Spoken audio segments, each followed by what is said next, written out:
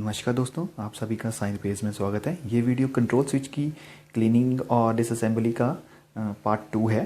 Part 1 में मैंने right side का जो कंट्रोल स्विच है उसे क्लीन और डिसअसेंबल करके दिखाया है। उसका लिंक आपको डिस्क्रिप्शन में मिल जाएगा अगर आपने अभी तक वो वीडियो नहीं देखी है।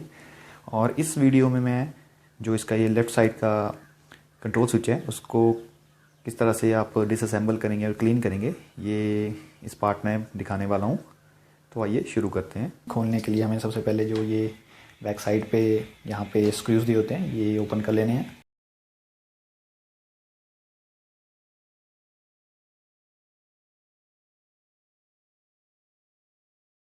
और जैसे ही आपके स्क्रूज खुल जाएं उसके बाद आपको सिंपली इसे भी इस तरह से ओपन कर लेना है। तो अगर आप देख सकते हैं तो ये वाला तो और भी ज़्यादा गंदा है।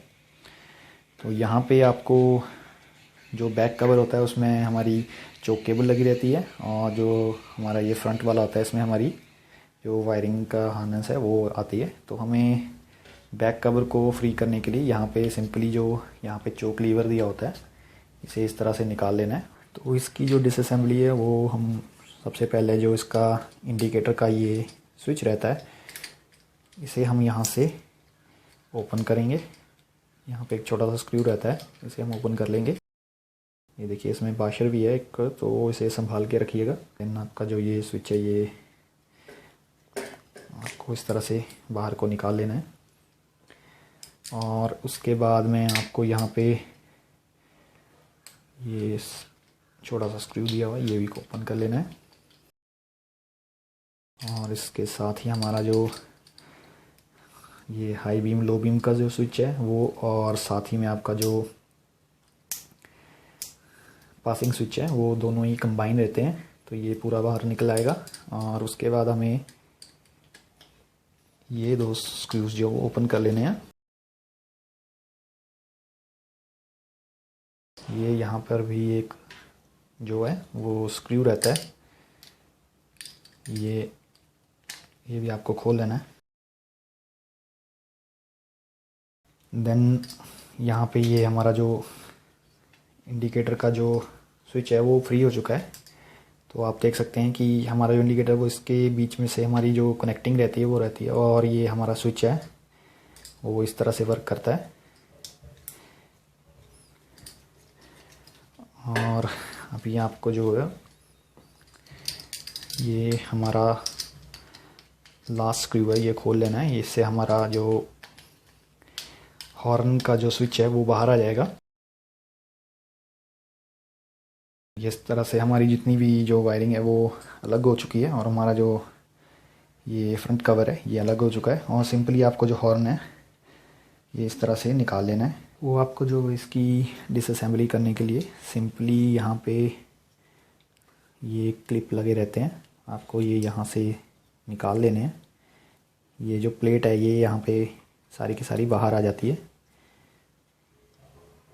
इस तरह से आप क्लिप जब निकालेंगे तो और ऊपर को पुश करेंगे तो ये सारा बाहर आ जाता है। और इसे संभाल के करिए क्योंकि यहाँ पे ये कंपोनेंट्स होते हैं ये गिर सकते हैं। तो हमें इसे सिंपली यहाँ से निकाल लेना है। और ये हमारी प्लेट जो वो एकदम से निकल गई है, और आप देख सकते हैं कि इसका तो काफ़ी ज़्यादा इसमें जो ये देखिए गंदगी जो है वो लगी हुई है। देन आपको ये इंडिकेटर वाले जो स्विच हैं इसके स्क्रूज जो ओपन कर लेने हैं।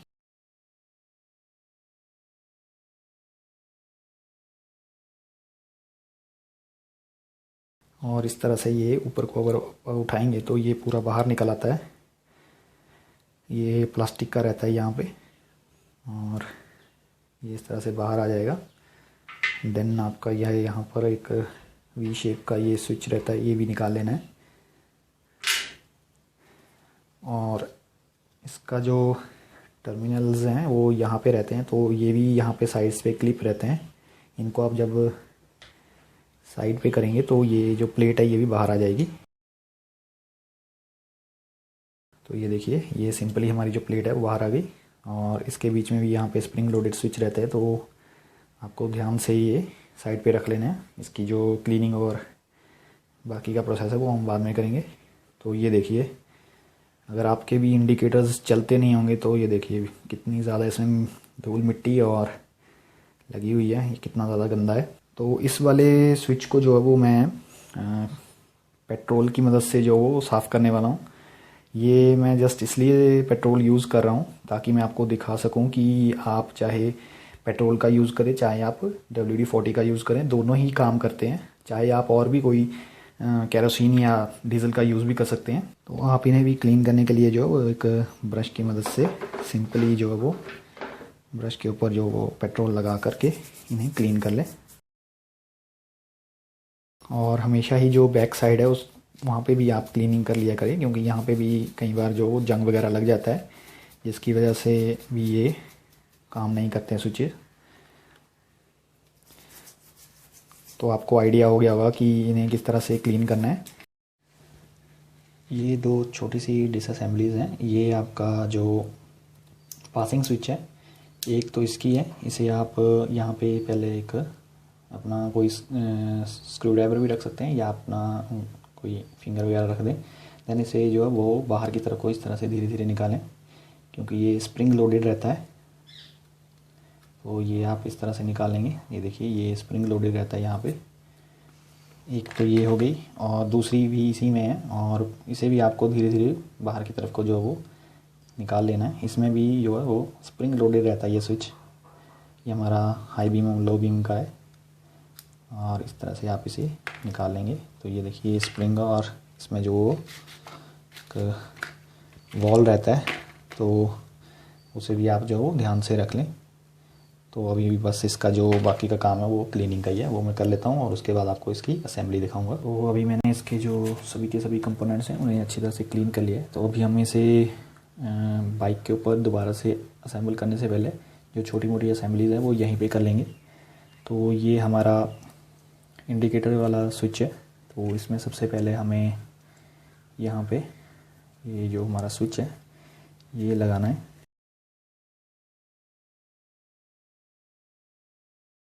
देन आपको इसके ऊपर जो ये प्लेट रहती है इसे इस तरह से इंसर्ट करना है यहाँ पे, और यहाँ पे बैक साइड पे ये यहाँ पे लॉक हो जाती है।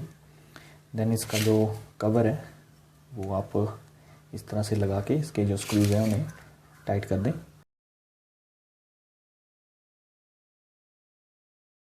और एक बार आप इसे जो चेक कर लें, देखिए ये स्मूथली वर्क कर रहा है। और इसके जो बैक साइड पे है ये यहाँ पर ये आपको ध्यान रखना है कि ये यहाँ पे जो ग्रूव वाली साइड है ये इस तरह से लगेगा। तो आपको ये सिंपली जो टर्मिनल्स है ऊपर की तरफ रहेंगे।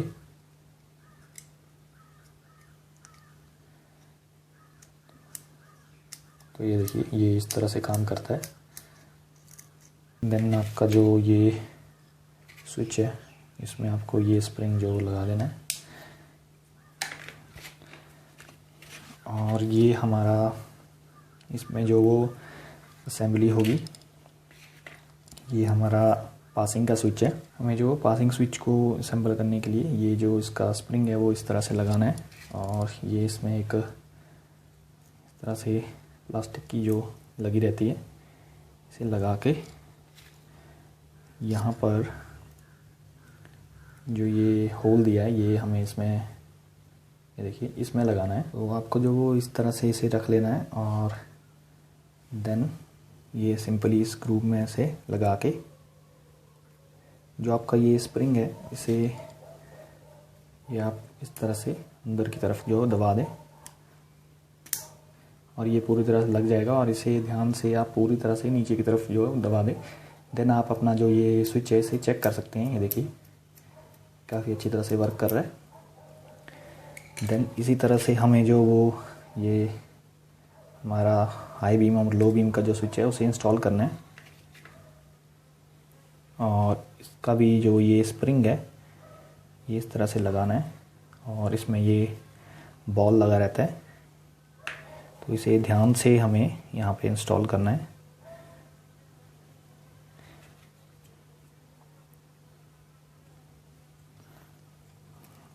तो ये हमारा इस तरह से लग जाएगा और इसे भी आप चेक कर सकते हैं कि ये काम कर रहा है कि नहीं।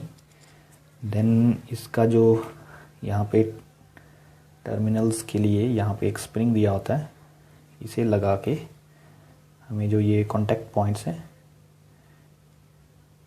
इसे हमें इस तरह से रख देना है। और सिमिलरली जो इस तरफ के जो है इसमें भी हमें ये स्मॉल स्मॉल से जो स्प्रिंग है इन्हें लगा देना है।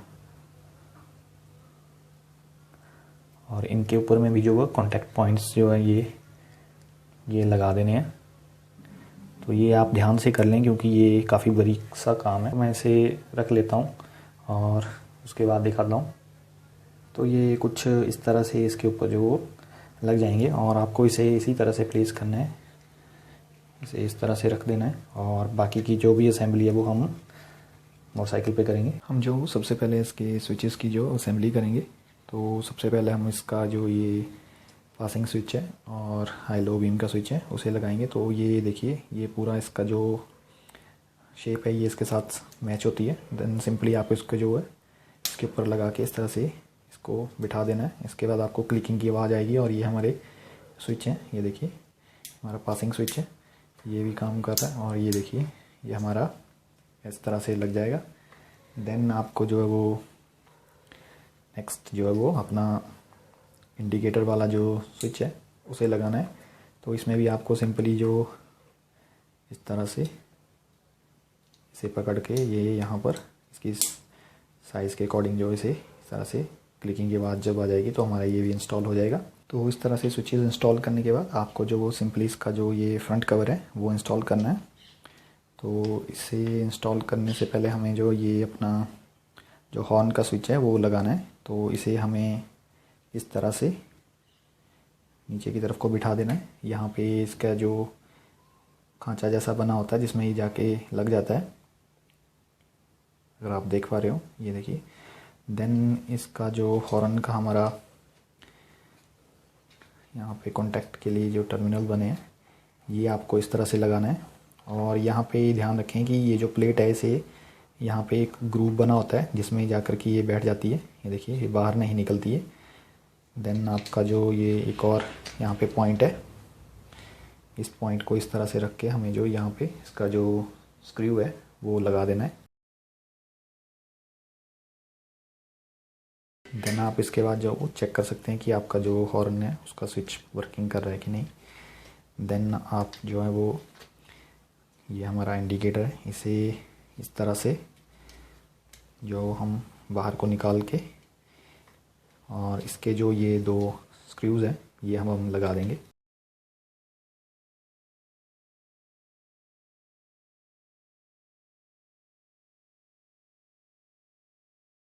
देन आपका जो ये हमारा लो बीम हाई बीम का स्विच है इसे हम इस तरह से लगा के इसका जो स्क्रू है वो भी टाइट कर देंगे।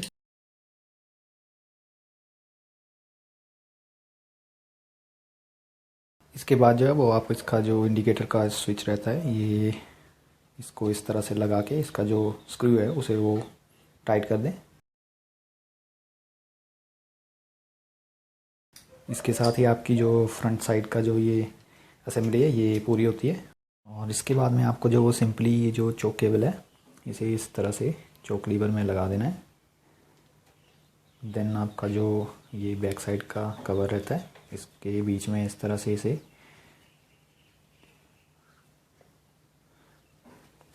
जो चोक केबल है उसे लगा देना आपको, ये इस तरह से लग जाती है। देन यहाँ पे एक हमारा जो ये कंपोनेंट है ये रह गया था, हमें इसे भी जो वो यहाँ पे लगा लेना है। ये इस तरह से आपका लगेगा और इसका जो ये स्क्रू है उसे हम टाइट कर लेंगे।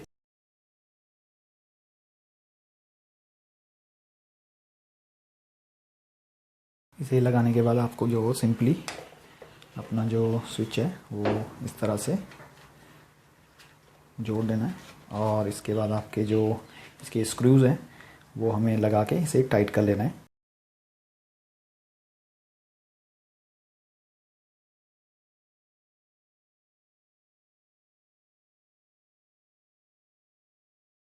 तो इस तरह से जो आपके ये कंट्रोल स्विचेज़ है, इनकी क्लीनिंग और असेंबली और डिसअसेंबली जो है वो पूरी होती है।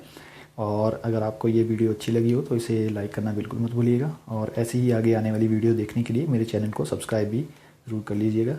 वीडियो देखने के लिए धन्यवाद।